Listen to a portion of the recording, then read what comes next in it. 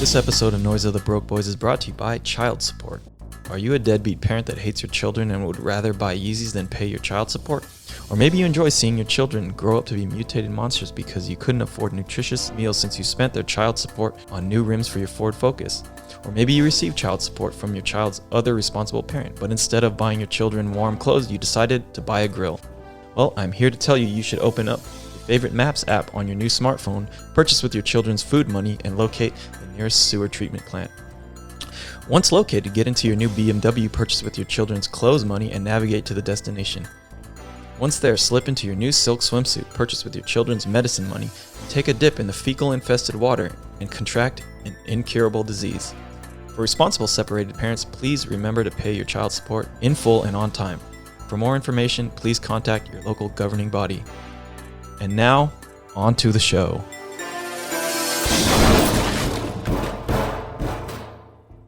In today's episode, I sit down with a true Renaissance man.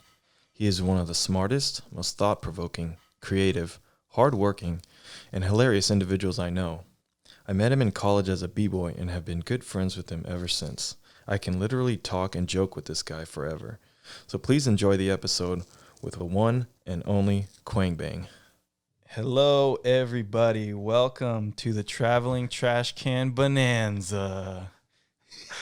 Today, we are meeting with some interesting people, and we're going to try to get them to say racist things. Incriminating evidence, I see.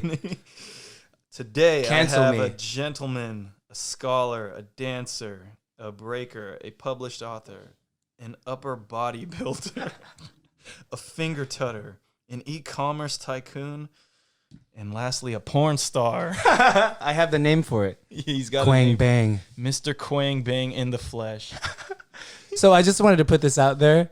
Me and Kurt were talking for 45 minutes, and he said, I forgot to press record. So we're doing this all over again, so I hope it seems organic. Yeah, I'm going to splice in the terrible audio quality if this shit sucks. Yeah. Which it already does. Actually, when you were doing that, when we were talking, I was like, interesting that the record button is green. and then I realized when you pressed it, I was like, oh, I guess it's not supposed to be green. It's supposed to be red. That's what it means it's recording. Shit's freaking terrible. Oh,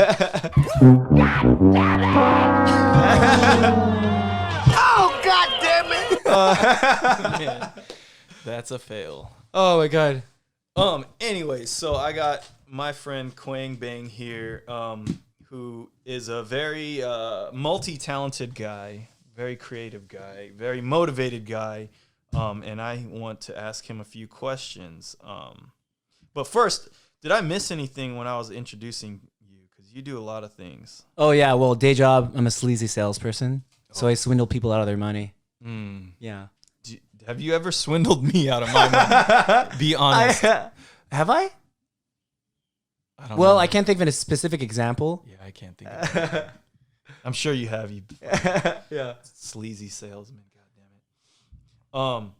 Here's an interesting question. Yeah. So we're both b-boys. What is your take on b-boying entering the Olympics? I think it's really cool. It's really validating because we were talking about this in the other podcast that wasn't recorded. It takes a lot of fucking work. And then it amazes me that so many people invest so much of their time doing this because it's dangerous. You don't get paid very well. And so it's like, reward them, give them something, give them the Olympics. Fuck it, here, have it. The fucking Olympics. Yeah, but what was your opinion? Because I think you mentioned that you don't agree with it. No. I think it's cool. I do think that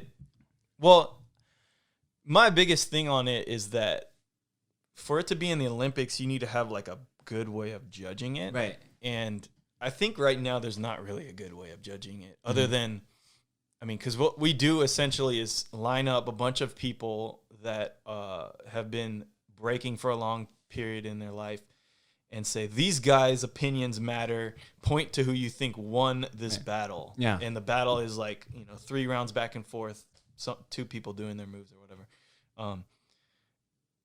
I don't know. That just to me doesn't pass the sniff test in terms of having good criteria to judge on. Whereas like the Olympics, you know, or really anything, any sport, NBA, combat sports, there's always like some kind of criteria you can judge on. But I feel like breaking there's not, because say like I'm battling you and we have completely different styles.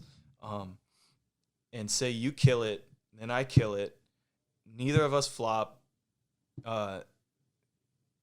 Both of us probably do equally hard moves. What happens? How do you vote? Like, you know, really what's going to come down to is this judge says, oh, I like his style more, so I'm going to vote for Quang. Right. Oh, I like Kurt's style more, I'm going to vote for him. And then you have this, you know, divided judging panel, and then one of us wins. And then you say, well, why did I win and he lose? And they go, well, I like your style more. And then that's really it. And it's like, I think when the judging system really breaks down when you get to that point. Yeah. It works well on the lower tier where you got someone who's good and someone who's bad, and the bad person is just crashing. Yeah. It's like, that's the universal criteria, is if you crash, you lose. Right. So it makes sense there, but when you get to this higher level, it just doesn't make any sense anymore. Yeah, it is really hard, because like gymnasts, they have a routine already, so you can tell if they're messing up. Yeah. Any other like Olympic sport, it's very, very clear cut. But when you're talking about dancing, it's like, well, I don't know. It's like, well, I like this move better. Well, I like this move better. Yeah. And so you can't really. And whatever they're judging is like, can you really fault them for whatever their opinion is? Yeah. I mean, so you get that all the time where you have a battle and then this guy was robbed. And your reasoning was, oh, well, I just like the other guys. So, yeah. Yeah. I think so. It's like, well, can you really grab? Yeah. It's like, how do you really define it? Yeah. No. I mean, because ultimately breaking is an art form, right? Yeah. And so I guess if you look at it, if you compare it to another art form like painting, you make a painting, I make a painting. We're both equally skilled artists. Right. Some judges are coming and looking at it. They might go, "Oh, I like the way Quang used brush strokes on this on this painting." Yeah. And then another guy goes, "Oh, but I like the way Kurt used color on this." Yeah. Both of those opinions are valid. Yeah. Right. And they might, you know, the guy that liked my color use looks at yours and goes, oh yeah, he didn't quite hit the mark for me for color use. And maybe the guy that's judging you that likes your brush strokes looks at me and goes, oh yeah, Kurt didn't really do brush strokes on that. He didn't use those to his advantage. Yeah. That's also a valid point. So now you just got this criteria that doesn't really make any sense, I think. Yeah. So that I think that's where I'm at with Olympics, is you're trying to turn it into a sport when it's really an art form. So, and I don't think that it's a bad thing that they're trying to do that.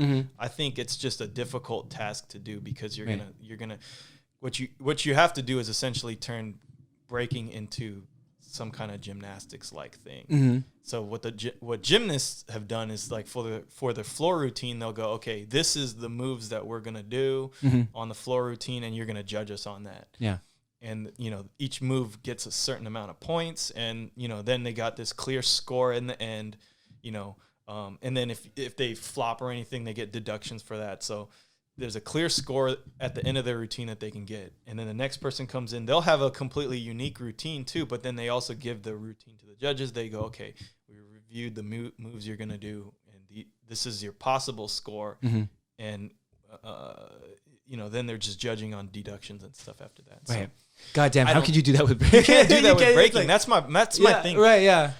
So I was like, judging it in the way of gymnastics, I think, is out the door. So now what about judging it in terms of like combat sports? Because in a way, breaking is similar to combat sports too, because you're going against an opponent, you're reacting to them, you're also reacting to the environment.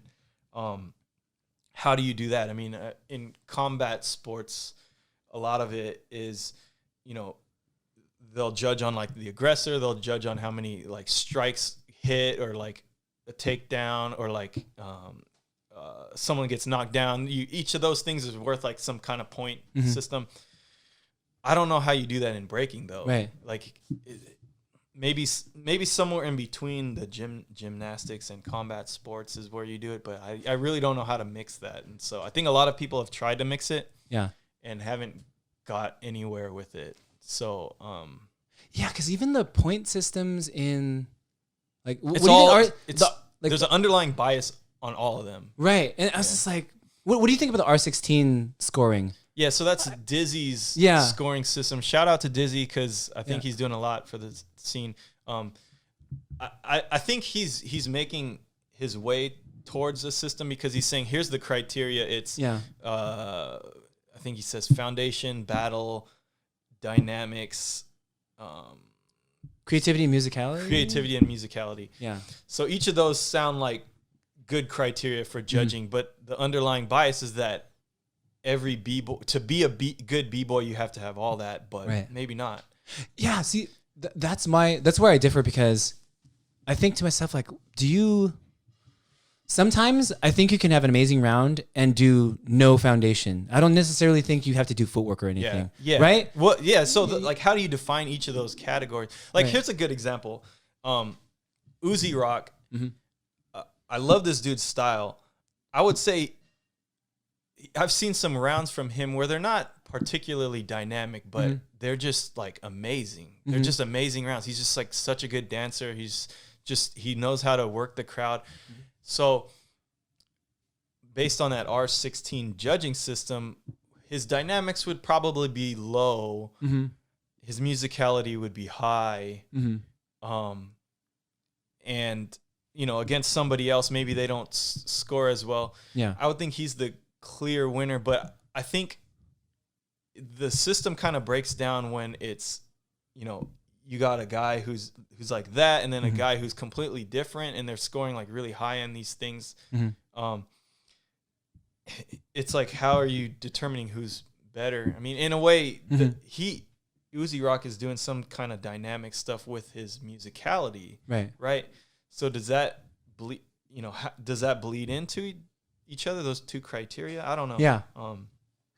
And then also, what is good dynamics and what is bad dynamics? Right. I think that comes down to a subjective opinion on it. And same thing with all the other categories. What's good foundation? What's bad foundation? I don't know. Yeah, right. Because it inherently is just biased the way you think. Because like you may come up with a certain series of moves, combos, and you might think it's cool, but I think it's like, I could have thought of that. Yeah. I don't want to name any names here, but there's some people who are like, it's like, why? I don't get why this guy's so popular. Like, I don't think it's that creative. Like, I don't think it's that mind blowing. And it's, man, like so it's like that point system. I mean, it just inherently, it's just difficult to do. Well, the other thing is like the category of creativity. I mean, I can think of a situation where someone would score high in creativity but don't deserve it. So think of somebody who bit a move from some unknown guy, but now they're doing it on this huge stage. So in a way, this is the first time the world has ever seen this move, but this guy he took the move from someone else. He stole it. He didn't create the move at all. Now he's scoring high in creativity, but he's not creative. He stole the move. He bit. So he was rewarded for biting. Right. I personally have a problem with that. But name some names, Kurt. Who are you talking about? Quang Bang. Oh no, it was me all along. J-Ro. So this is really Vinsanity. his own brother. So this is an intervention. You just want to bring me on to the show to call me biting. Stop biting, bro. Mr. Quang. Stop biting, bro. You bit your name from finger tutter. Okay, this was in the other podcast.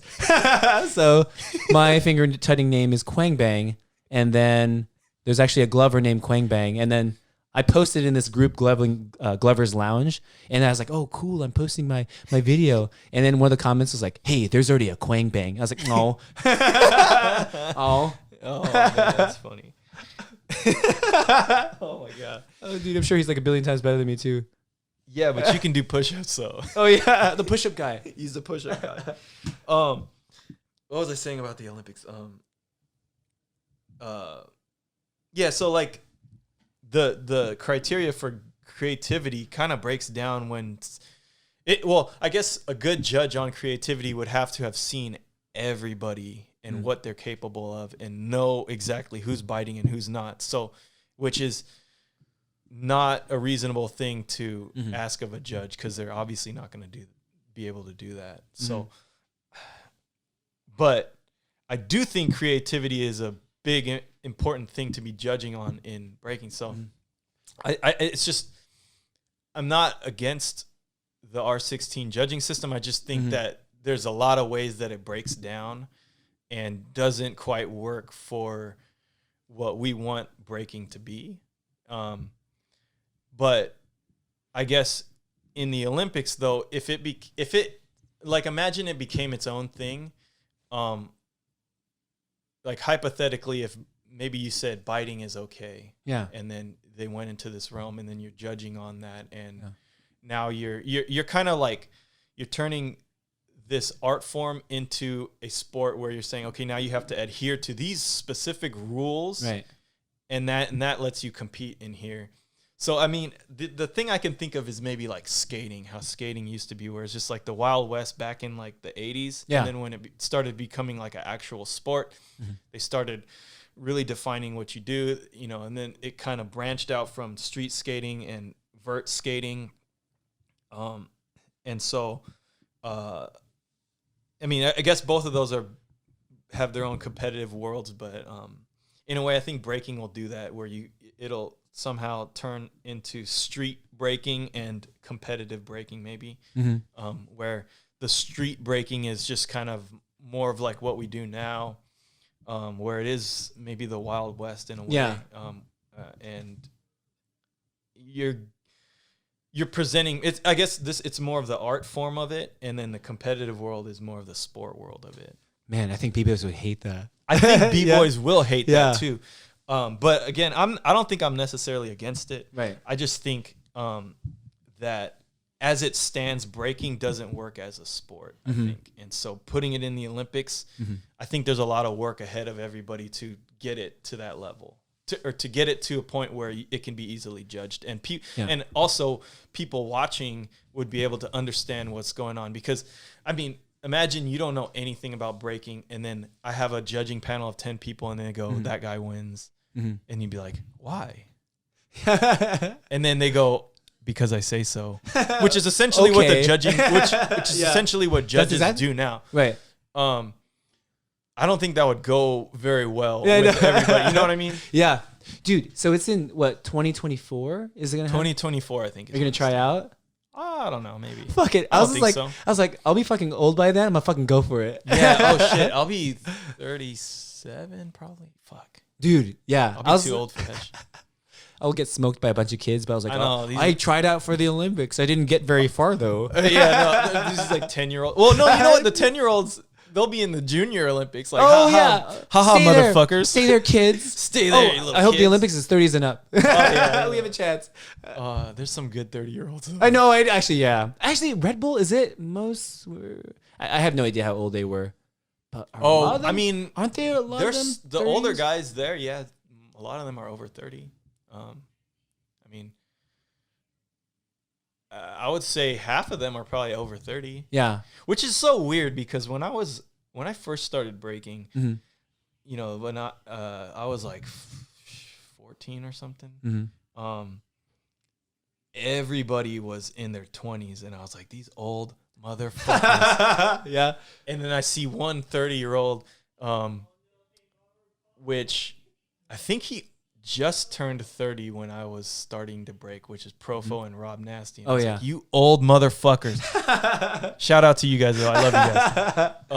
But no, there was a couple other guys from back then. I think like Iron Monkey and a couple others that were like that age. Yeah.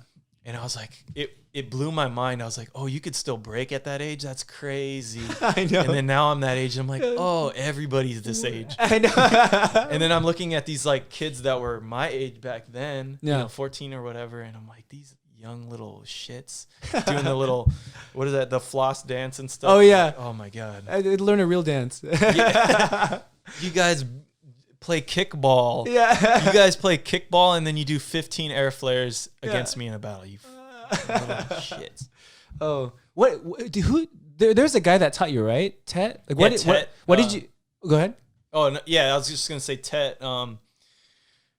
He was from my old crew, Flex Flav. Yeah. And he used to come to our high school, and he would just practice, just because there was a spot there, and he would just teach us. He was like, dude, how old was he?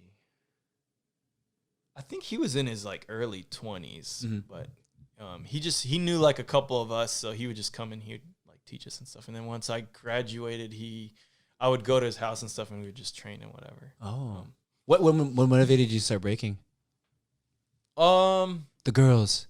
No, it wasn't the girls. Women. Well, okay, the first time I ever saw breaking was in pro wrestling. It was called the WWF back then, and it was Was it the Spinaroonie? No. Okay. It was before that. What was that guy? Booker T? Yeah. It was before that guy. Oh. No, it was these two guys named Too Cool, and I can't remember their names. But wait, was it Scotty Too Hottie? Scotty Too Hottie. Oh yeah, the worm. And It's so ridiculous. Yeah. Scotty Too Hottie, and what was the other guy's name? Something fresh. I can't remember. Yeah. But anyway, so like their special move was the one they would like set the guy up. Yeah. And then he would like do this stupid ass dance around the ring, and then do this big like his worm was really tight, but he'd do the worm across the whole the whole floor, and then just he'd go woo. And then elbow like them in the throat. Yeah, and I thought it was the dopest shit ever. Dude, you know what I loved about WWE or WWF? It was just so freaking ridiculous. Yeah. Like, okay, I'm the biggest fan of The Rock. Dude, the more ridiculous he was, it's like the more I loved him. Like the people's elbow. Like when I was watching when I was a kid, when you take it off and throw it off the audience, I would be screaming like, "Oh my god, the people's elbow!" Yeah, and then, yeah. And he would run from one side of the ring to the other and just do a normal elbow drop. I was just like, how did running from one side to the other help with the elbow drop? It didn't. Yeah, it was. Like, I was like, how does that help with the momentum coming down? Know. I don't think it does. Yeah. But it was just absurd. And then he would just make fun of people, and his shit talking was his shit amazing. Is on point. Great, probably the greatest shit talker of all time. I think. Oh my God. I don't know of anybody better. Right. I mean, I think in a way, like, because I guess in the UFC, there's a lot of people that are starting to do that now, and I think they take a lot of cues from The Rock, from the way he used to, because he would he would shit talk so hard, right, and the crowd would just get in with they would him. just eat it up. Like me, I was like, oh my God. Yeah. That's the people's eyebrow. Oh my God, the people's eyebrow. Just so ridiculous what they do. And and the thing is, like, the more ridiculous The Rock got with what he did, the people's eyebrows, like, but people just fucking ate it up. So, well, in the UFC, I think like Conor McGregor does it. right. He's like the number one. Yeah. And then people mimic. But the thing is, there was a guy before him, Chael Sonnen. He was very WWE-esque. He was very like, it was very corny. I loved it. Like, I was a huge fan. But I think at the time, he was like the number one selling fighter, even though he was never a champion. But he was such a good shit talker. And then you had Conor McGregor come in, and then they're like, takes the cake from dude. And then people at first were saying, "Oh, Conor McGregor is just trying to be like Chael Sonnen." They used to say that. But now everyone's saying, every time a new fighter comes up and starts shit talking, people just say, "Oh, he's just trying to be like Conor McGregor." It's like, bro, shit talking's been around for a long time. I don't know. I mean, shit talking has been in since caveman days. I wonder when they started shit talking. It was with Conor McGregor. It's like, no, it's been around for a long. Yeah, so, cavemen were out there talking shit. Oh, dude, remember? So we used to dance with this person. Candace her brother, Cody Covington. Yeah, so dude, that guy is an amazing shit talker. Dude, and he's an amazing fighter. He was like, the thing is, like, people were like, people were like, would hate on him because it's like, oh, he's just trying to be like Conor McGregor. But dude, it works. Dude, like, he talked himself. Well, I mean, he's still really, he's amazing. He's a really good fighter. And then he's just being like, he's like The Rock. Like, he's just coming out there just talking shit about everybody. Yeah. So I was just like, dude, no, but it fucking worked, because in an interview, right? Well, I don't know if this is true or not. I assume it is, but in an interview, he was talking about how the UFC was about to cut him, right? And then like, he got on the mic and he was like talking shit to Brazilians, like, this place is a dump, you guys are animals, blah blah blah. And so the moment that that became like a cut in his promo, and then they re-signed him. I think is what happened. That is hella funny. Yeah, it was like, you gotta fucking do it. Why would they cut him? Was he just not as good back then? The thing is, Because he's fucking good as shit. I didn't watch much of his fight, but I mean, did you watch the Usman fight? I didn't watch Dude. Well, I knew the results. I was rooting for Covington just because, well, we kind of know her. I met it. We used to work with his sister. So I was rooting for him. But then, my God, dude, they're both really high-level wrestlers. Yeah. So Usman's was a Division 2 champion. And then Covington he was in the Division 1, but he was ranked 5 at the time. Yeah, so he was like really high up. So I was just like, but when they fought, they were just fucking swinging. Yeah, I was like, fuck. People were saying like for how good the fight was. Yeah, it wasn't very exciting. Like people weren't cheering as much as they should have. But dude, I don't know if you know this, but like he Usman broke his jaw.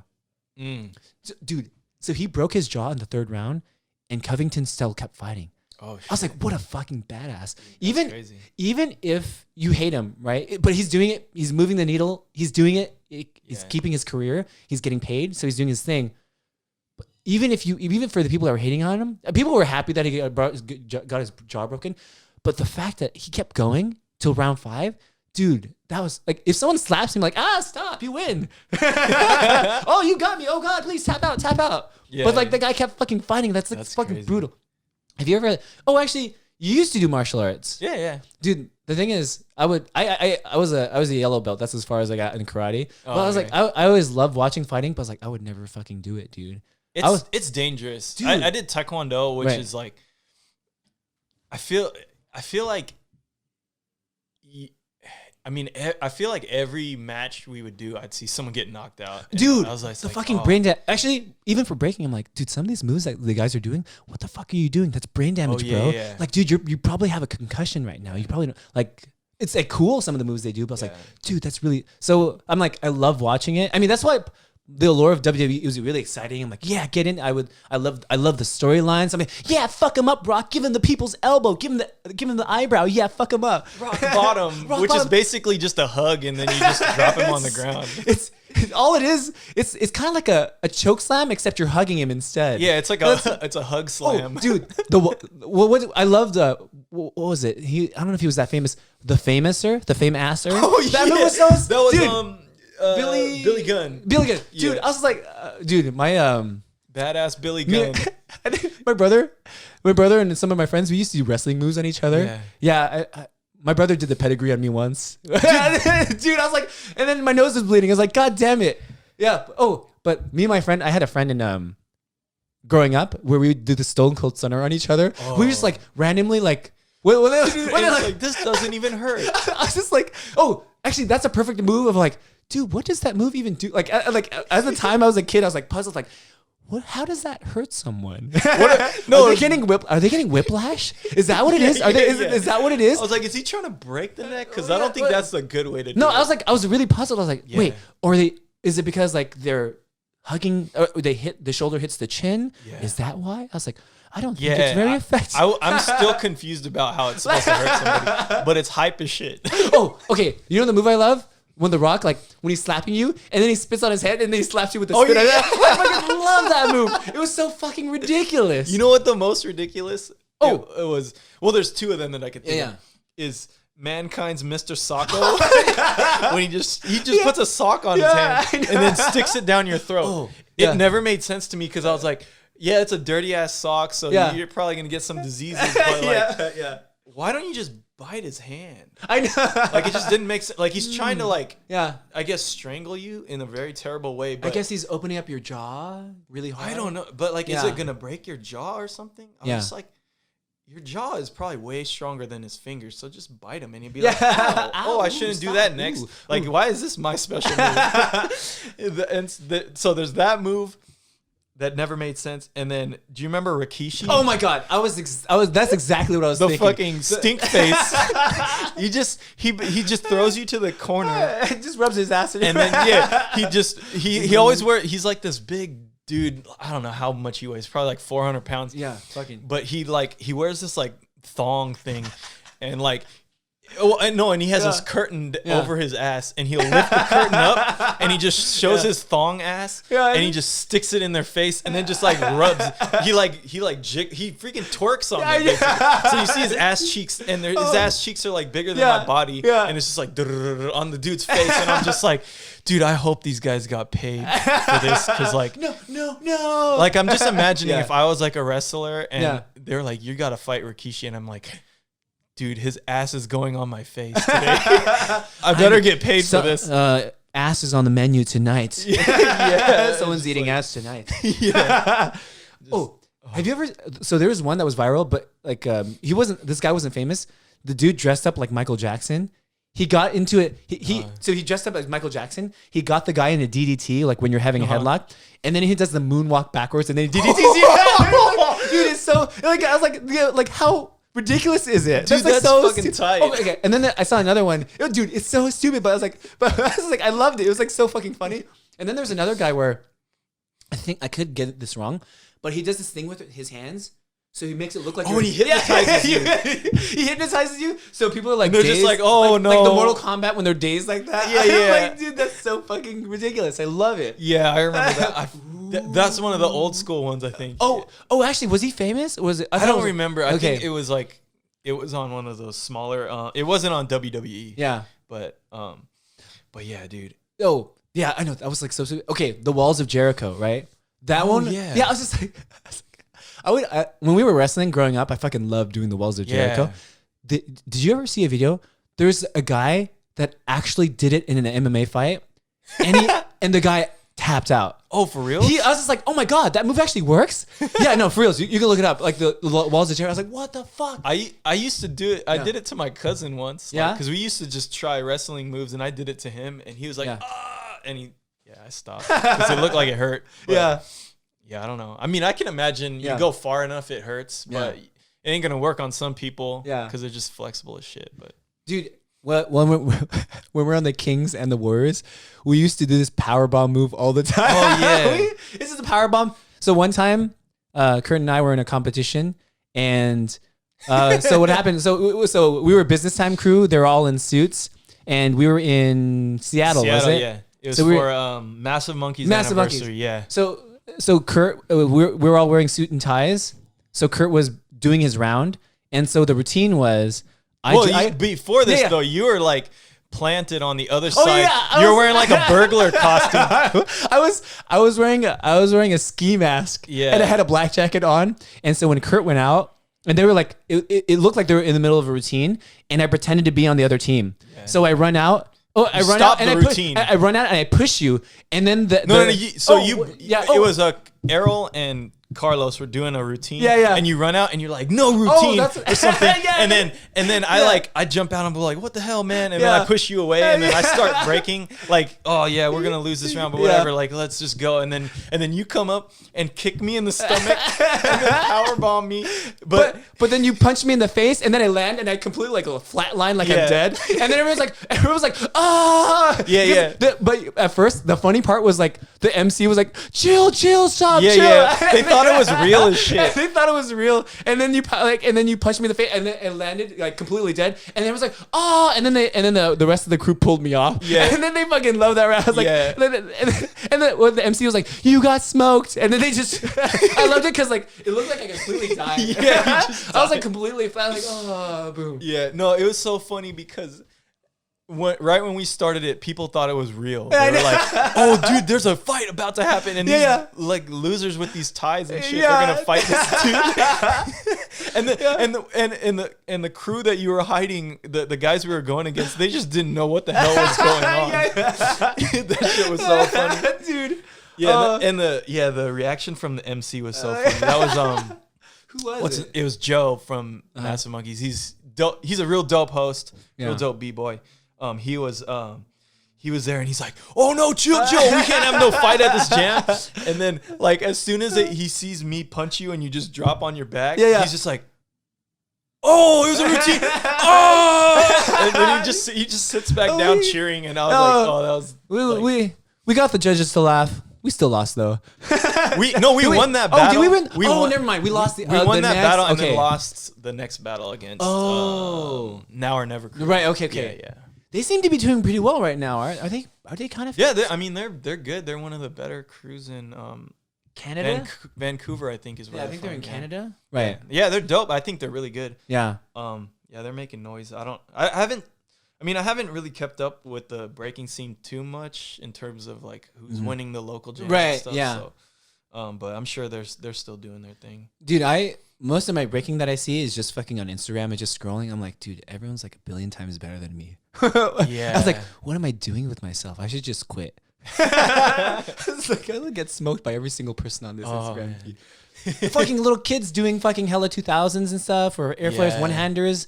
I was like, Jesus Christ. Yeah. Dude, I'm lucky if I get 2 air flares. Yeah. Like, that's Seriously. on a good... You used to have 3. I remember back in the day. Yeah, and then I hurt my right shoulder, and I lost them all. Yeah. And then started getting them back. I got... I was up to 2 maybe. No, you did 3 before I've seen. I've done. I think I did 4 at one point. Yeah. But I mean, throughout my life, I've had between 0 and 4 air flares. Yeah. And it's been continuous, just losing them and then getting them back. And so, but I think when the most I had was 4, and then I busted this shoulder and lost all of it. Yeah. Had to train again to get. I was probably about 2, and then I hurt my left shoulder. Oh damn! So the opposite shoulder, and so then I lost that, and then this injury is kind of bad. Yeah. I mean, I don't know. I don't know if it'll ever be good again, but I can do maybe 2. You probably can. No, you had real control, man.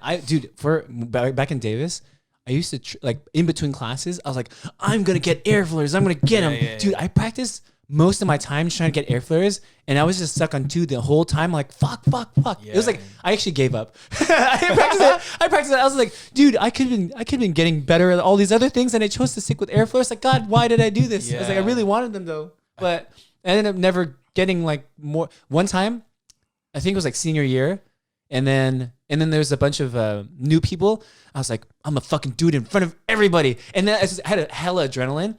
And then I was like, "Oh my God, I feel it!" And I did the second one, and then I went for the third. I was like, "Oh my God, continue it!" And then I flopped. I was like, "No." I was like, "Oh." I probably would have got up and been like, "Oh yeah, dude, that was 2.5. I know that counts, dude." Dude, the happiness I felt, and I was like, "Oh," and then I was like, "Oh my God, I figured it out," but then I never did. Yeah. We were saying that. So I started to settle. I was like, I don't think I'm gonna do continuous air flares. Let me just try to get continuous windmill air flares. Because the thing is, we were talking about this, where in breaking, to be people perceive you as power, you have to have air flare, an air flare combine it. If you don't do an air flare, they're like, he's got good ground power. Yeah, I know. It's no, you'll never be good at power. See, that's why I was like, I want to do windmills to air flares and get those consistently, or flare to air flare consistently. Because if you combo, it's he's looks like a power. He's for real. He's no longer the push-up guy. he has more to offer to me. Oh, well, you didn't hear it in the other podcast, but did I mention it already in this one? In the push-up guy? The push-up guy thing? Yeah. So Quang does a lot of push-ups, and so he's a push-up guy. Yeah. So I do this legless push-up thing. And I was saying in the other podcast that wasn't recorded, so we're redoing this again. So what happened was, I was dancing for the Kings, and then I was dancing for the Kings, and people just loved when I did the push-up move where my legs were off the floor. Yeah. And then I was just as a dancer, I spent all this time, I have all these moves, but all everyone wants from me is the fucking push-up move. Do that push-up move, yeah. And then my friends would introduce me, acquaintances would introduce me, and then actually, not only would they tell them, they'd be like, "Quang, do it right now. Do the push-up move." I was like, okay, all right, I'll do the push. Oh, dance for me, monkey, dance, dude. Yeah, that's what it is. It's fucking so people would randomly stop me in the street. It's like, "Hey, aren't you that push-up guy?" I was like, "Fuck, man." I was like, I have all these other moves. Don't you want to see those other moves? Like, no, do the push-up move, push-up guy. What's even funnier is that you have a lot more impressive moves. I know, dude. And they're just just do the push-ups. Dude, actually, so I recently was breakdancing for my company asked me. I was like, I posted a video on it. So they highlight an employee each week, and so one of the girls was like, "Hey, Quang, can you for the the all hands meeting? Could you break dance?" I was like, "Yeah, sure. I'll practice in small. I actually practice in this room." I was like, "Yeah, I'll practice in small spaces because it wasn't a lot." Yeah. So I was just like, you know what? Maybe I'll just. Something that bothers me, I don't know what bothers me. Like sometimes when people ask me to break, I just do the push-up move and that's it. And I'm like, no wonder they keep calling me the push-up guy. That's all I fucking do when people ask me to break. I was like, the go-to move. So I was like practicing it. And then when they asked me, I was like, I thought to myself, like, oh, I'll just do the push-up and windmills and make it easy. And I thought to myself, like, no, Quang. I'm perpetuating the stereotype. No, Quang, this is all your fault. This is why they call you the push-up guy. This is all you fucking do. So I was just like, I'm gonna fucking blow it up. And then so I was like practicing like.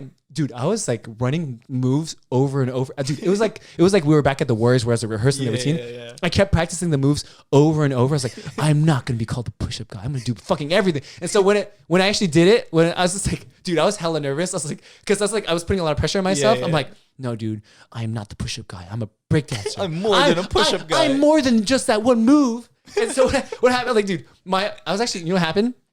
I knew it was coming. 10 minutes before our meeting, I was practicing in the hallway. and then I'd be like looking around, like, and then I would like do moves in the hallway. It's like, I'm not gonna fuck this up. They're not. Like, I was hella nervous because like the whole company was looking, like our office, the CEO, the higher ups, the people in the Denver office, and then some remote people. Everyone was gonna. They're all there. Everyone was looking, or they were webcamming in. Camera, I was just like, because the thing is like.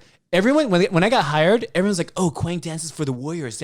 But they never saw me break in person. Oh, yeah, I was like, dude, the expectation is so fucking high. Yeah. If I come out and I'm mediocre, they're going to think I suck. Right? You know what I'm saying? Yeah, it's like, oh, he's a Warriors dancer. Oh. And so when they introduced me, it's like, Quang's been dancing since he was 13. He danced 3 seasons for the Kings, 3 seasons for the Warriors. I was like standing back there. I was like, my heart was racing like, oh my God, Quang, don't fuck this up. That's like the whole thing. Don't fuck this up. Don't fuck this up. Don't fuck this up. And you'll never be anything more than a push-up guy. I'll never leave it down. I was like, oh, hey, if you do something and you suck, people will tell you, oh, good job. Because that's like the go-to. Because they're trying to be nice, right? Yeah. But luckily, that didn't happen this time. So they're like, okay, so we have a special performance. And then Glennis, like my coworker, like moved the table. And I was like, oh, what's happening?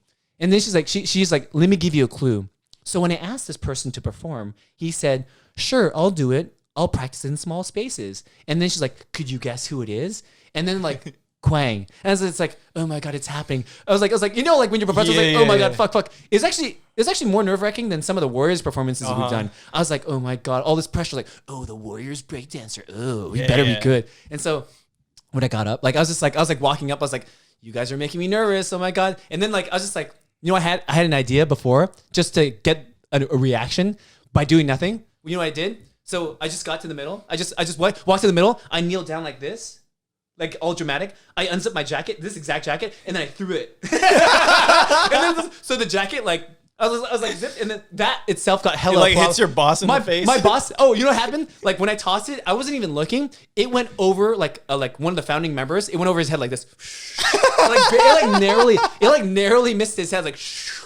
And then I was just like, and then in the end, like my boss said that was like the best part. But I was just like, it was like, oh, and then I did my routine, and then I was just like, dude, I fucking threw everything. I threw like a billion. I threw like I want to say like I think 7-ish moves. Yeah. And then my boss, like the CEO, like her face was red, like she was like cheering so much. I was like in my body, I was like. I was like, yes. Now get back to work, Quang. Hey, actually, I ended up doing the push-up move. However, the good part about this story is they just said like, oh, great job, blah, blah, blah. They loved it. But they didn't say, and I like that push-up move. No one said that. Back at the Kings, they would always, back at the Warriors, oh, just you got to do that push-up move. But this time, it was kind of redeeming. I was just like, oh my God, it's happened. I'm a true dancer now. Oh my God, I have more me. I've made it. I'm more than just a push-up guy now. I'm more than just him. It was my fault this entire time. Okay, actually, now that you're a phoenix. I'm rising from the ashes. I'm amazing. I used to be the push-up guy, but now I'm the multiple move guy. So this is the example I brought up earlier, where imagine if you're an actor, right? And you're famous and you care about your craft. You're practicing your craft. You really care. You're trying really hard, but you're known for one line. Like, what you talking about, Willis? Okay, think about it. That's exactly Dude, that's you're me. what you talking about, Willis? That's me. Could you imagine everyone on the streets? Or imagine being The Rock. Do that eyebrow thing. Do that eyebrow thing. Oh, you're that eyebrow guy. Do that. He probably fucking hates it. Oh, actually, I love your story earlier that wasn't recording with the Montel Jordan one. Oh, tell yeah. it again. Okay, so yeah. Yeah. So when we used to do Warriors games, there'd be a lot of celebrities that would come in and do, like music performances or whatever. And so one time Montel Jordan came to perform for a halftime show. And we were watching him rehearse, and he was singing "This is how we do it," and he's kind of dancing, but he had sunglasses on. He kind of took them off for a second, and I could see in his eyes that he was just deeply saddened that he had to do this song again. And I was like, man, this poor guy. He's been basically performing this song every performance for his entire career, which is he made the song in early 90s or whatever. Yeah. And it's almost 2020. This is crazy. Just collecting a paycheck. Yeah, dude. I was I mean, it's a tight song, but man, poor guy. No, that would drive me crazy. Actually, so that's why also he's the push-up guy of music. He's the push-up guy of music. Okay, another story that we told on the other one. So when I was at the Kings, there was this guy. He was the MC at the Kings, and what happened was every time I went out, he would introduce me. He would say this, the strongest arms in Sacramento. I was just like, well, I don't even live here, but okay. So one time he did it, the strongest arms in Sacramento. And I thought to myself, no, I'm not going to do the move. I'm going to do the spinning move instead. I have more than just a push-up move. Fuck you. Yeah, I do what I want. And so what happens is after our performance is done, we walk into the tunnel. It's like, hey, Quang, can I talk to you? He pulls me aside. He's like, Quang, when I say the strongest arms in Sacramento, you have to do the push-up move. he did it in a nice way. He's like, you have to do. I was like, he's like, yeah, man. When you started doing spin, I was like, what is this guy doing? Do the push-up move. I was like, fuck. And that's you're not the spin guy. You're the push-up guy. What are you doing? Stop trying to break character. Stop trying to break character. Who do you think you are? Why are you trying to show off that you're more versatile than you are? No, stop it. Quit it up. Oh my god. Hey man. Yeah. This is a totally random story. So one time, I was at Burning Man, right? Yeah. And this band was playing, and this guy was some band was playing in the playa, the dust, and then this guy walks up. And he's wearing just underwear that has holes in it. They're mesh underwear. Shit. So he's wait, so you could just see his doodle? I'm pretty sure I saw his doodle. I saw a lot of doodles at Burning Man. A lot of doodles. It's Doodle Town. Doodle Man. Yeah. So what happened was dude, I wish I could show. I guess we have this on camera, but for those of us that are just listening, he was doing this weird dance. He's moving around the drunk white guy at the freaking barbecue. He's just waving around. I'm pretty sure at one point he was rolling on the floor. He's just doing random motions. Okay, think about in dramatic interpretive dance or something. Modern dance. Where it's there's just a bunch of new random motions, right? I was just and then someone was I heard someone behind me was oh my god, it's so emotional. He was talking about the guy's dance. I was like, what the fuck? And then you know Lynn, right? Lynn. Yeah, so yeah. Lynn turns to me and she says, Quang, what kind of dance is he doing? I was like, Lynn, he's not doing anything. He's just on drugs. And then, dude, he looked like he was on acid. Yeah. He's doing random motions. And I was like, Lynn. And then Lynn's like, well, how do you know? I was like, dude, Lynn, I've been his eyes. I was like, Lynn, I've been dancing for over half my life. I think I know. I think I know when someone's not doing anything. I was like, what the fuck? He's not doing shit. Oh my god, it's so emotional. So I know that line, I was like, what the hell? Oh my god, it's so emotional. Oh my god, what is he doing? Oh my god, it's so it touches my soul. It's like, dude, he's literally doing nothing. He's literally doing nothing. Oh my god, that's hilarious, dude. He's so emotional. What if you heard that at a Bboy jam? It's so oh my! I was like, shut the fuck up. It's so. Oh my god! Next time I MC a jam, I'm about to do that. What are you doing? Oh my bro? god! It's so emotional. it's so emotional. Oh my God, the emotions. The emotion. I mean, I guess he's not wrong. There's probably some emotions. I know. going on. He was high on drugs. That's what he was. He's feeling the high from the drugs. That was the emotion he The was emotion. feeling. I was like, this guy's literally doing nothing. Yeah, high is his emotion. Oh, actually, I told Kevin this story a long time ago, like Beck and Davis, right? Yeah. Is it called modern dance, like where they're just doing random stuff? What is it called? Well, I mean, I guess that's kind Dramatic dance? interpretive. Interpretive? Okay. Something like I don't know. I mean, Yeah. I mean, modern it- dance. The philosophy of it is that you're making like shapes with your body, and there's not necessarily like a certain form you're supposed to do. Right. So Okay. I guess it probably fits into there. Okay. So what happened was I did one of those. I was like, let's see how it is. You know, Yeah. just to see how it is. And so the dance instructor, right? Here were her instructions. Okay. You three start moving. Okay. Yeah. And then you other three, what you're going to do is you're going to follow them, but don't do their movements. So I was like, wait, so you want them to follow them, but also not follow them. Oh, I don't see. Don't see. Oh, and so they were just doing random shit, right? Just like the same thing with the Same acid thing guy, that- just rolling around the floor. I was just like, what the hell is this? And then you know what she says? Oh my God, it's brilliant. I was like, what the fuck? okay. It's brilliant. It's brilliant. Okay. The next group, 3 and 3, right? The next group comes in, gives them the same instructions. Okay, you three do movements. You other three follow them, but don't follow them. Okay.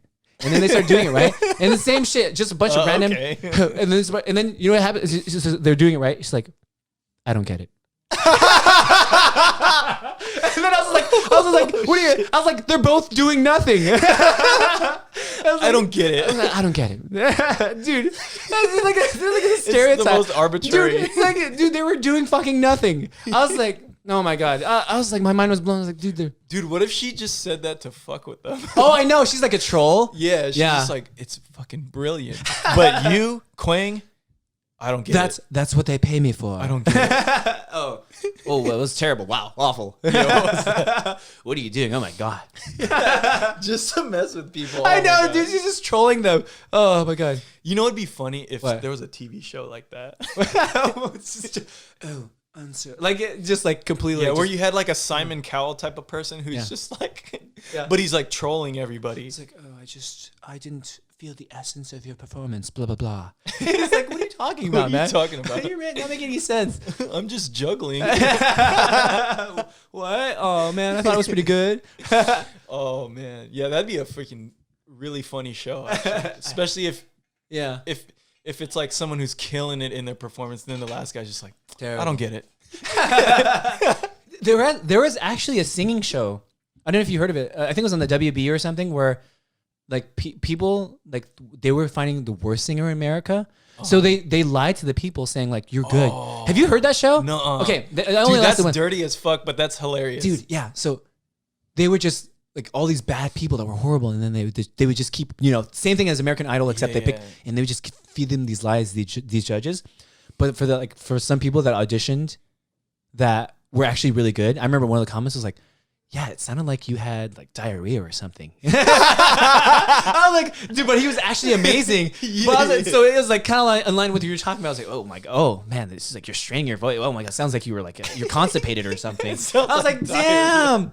Yeah, I was like, oh my God, it was so sad. And then, Oh my God. oh my, and then the reveal happens. Like, oh, actually, you know, it's not. We didn't find the best singer in America. We actually found the worst singer in America. Oh and the guy was my like, God. but to counter that, the You MC win guy's like singing but- lessons. But the thing is like, but the you know what's not fake?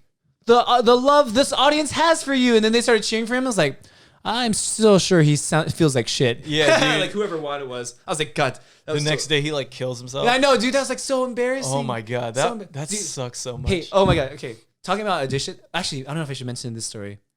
Anyways, someone that we. Oh, actually, no. This would give it away. Okay, no, but like, okay, You change names no. and Okay, but you know, like, so you're thinking of dance, right? We've had some Yeah. friends that have auditioned, but this one friend in particular, like, he's actually a really good dancer. And should I just name names? Okay, it was no, you can change their name. Okay. So John was dancing, but one of our other friends, Jimmy, was watching him. And like, so the way they cut it, like, so Jimmy said like John was actually doing well. And the judges gave him good feedback. It's just, they just felt like it didn't mix well together. Yeah. But during the actual, like when they cut the tapes and they were showing commercials, and then they made him look like he was really bad without really showing much of what he was doing. And so like, and then I think something along those like, and then some people just couldn't cut it. and then they show our friend, do remember this. Yeah. and then they show one of our friends like hopping on his ass, but like apparently he did really well. But the way they cut it, they made him look like he was really bad. Like, and then some people just couldn't cut it. And then like a shot of our friend, and I was like, oh no. And then later on, as like a few clips later, and then like in a few clips later, they have a microphone to his face, and he's like, it was a no. Dude. Oh, you know what I'm talking about, right? Yeah, dude, I felt so bad for him because, dude, he's actually a really good dancer. Yeah, he's really good. Oh, dude. Oops. cut that part out. I always remember it. Dude, he's actually a really good dancer, dude. Man, I felt so bad for him. I was like, dude, this is why. I mean, we've auditioned for some things before. I was like, dude, I hope we don't fucking I fucking swear to God, I hope we don't make the blooper reel. Blah blah blah. Hey, remember this one move? I wish. Well, I guess you'll get on camera, but for those people who can't listen, you can't really see this dance move. But you know that move where you like do this? You push your head back and then your neck back. Yeah. It's like you're pushing. It's like you're looking like a robot. Yeah. And then I do this, and then like I hold like this in front of me, and then I start doing. Remember that move? And it's like I'm holding it like we're holding a dick, and then like the head jerking back and forth. You know when we were auditioning for ABDC? Yeah. Because I did that at a competition. You did it. I did a competition. It fucking blew up. People fucking loved it. But when I did it on camera, everyone was like, oh. I was just like, oh my god, I fucking embarrassed myself. I hope this footage never resurfaces. I thought that move was so funny though. I love that move. I should bring it back. I thought it was hilarious. Remember, the Kings of Sac. I went against, I think, Saicha. Saicha. I think Saicha's like he dances for the Jabberwockies now, right? Jabberwockies, yeah. So he's a really good dancer, but he was doing more like popping and crumping kind of stuff. And so I was a B-boy, so it was an all styles competition. So when you did that again. And then like, so I popped a little bit. Oh my God, it was fucking awful. I should have never done the popping part. But then, actually, I tutted a little bit during that too. So I was just trying to show like I can do it too. And then I ended that popping sequence with that move, the jerking head back. And then I was like, oh, that was probably the most hype moment. Like the whole, like my whole, like the 2 rounds that I did. Like that was the most hype. I was like, oh. I gotta post that clip. Actually, part of me wants to post that clip on my Instagram, but then like a couple of my bosses follow me on Instagram, so I have to be very careful now. But I fucking love that move. Yeah. So fucking inappropriate, dude. I've made some questionable decisions in my life. Like, dude, like some things that like I'm like, oh my god, some shit's on the internet and it embarrasses me to look back on it. Like the Quang Bang thing. This has become a running joke, but I actually paid someone to write an ebook for me. And no, you wrote it 100% yourself. Oh no, I wrote it. I wrote the book. So it was like amazing ways to make money. And then that was the book. But I thought to myself, like, you know what? I kind of like this name, Quang Bang. That's like, it's my brand. That's who I am. And then like, and then on the book it says, authored by Quang Bang. I thought it was like the best. I was like, yeah, I love this name. And then I was like, and then like looking back, it's like that was really fucking stupid. People one time, Lynn again. So Lynn was like, you know what? He was like, she's talking to Max, her husband's like, yeah, you know what? I want to buy this book to support Quang. The book was like $3. Like two or three people bought it. Yeah. Pity buys. I posted it on Facebook, and then Max was like, no, don't buy that book. It's a joke. It's not real. It's authored Quang Bang. I was like looking back, it's like, God damn it, why did I do that? But I keep it up now. I was like, man, that post hella embarrasses me, but I was like, no, it's funny. I'll keep it up. I think that's the funniest shit ever. Dude, I love it. Quang Bang. In fact, what you should do is just say, oh, it was a joke the whole time. Yeah. And it's fucking brilliant if you just say it that way. I know. Hey, so if anyone's listening, Amazing Ways to Make Money by Quang Bang. Buy it on Amazon for 99 cents. Shameless plug. I read it and I made money on the internet. So God. Do that. Dude. Stupid. What was I thinking? Oh, dude, you were thinking in the clearest of minds. Yeah. Definitely. Because it was like, Shout out to that book. Anyways, I think this is probably a good way to end this show. Anyways, this is my good friend Quang. And do you have any closing remarks? Amazing Ways to Make Money by Quang Bang. Buy the book on Amazon now. Yeah. Have you made money from any of those things? So I paid some guy $100 to write, or 120 something, and then like 3 people bought the book at like 99 cents. So I made, so you lost money. So I'm teaching people how to make money, and then I just lost money on this book that I was teaching people how to make money. So the irony. Hey, well, the hustle is real. Thanks for being here. Make that money, dude. All right, man. All right, thanks, Peace. guys.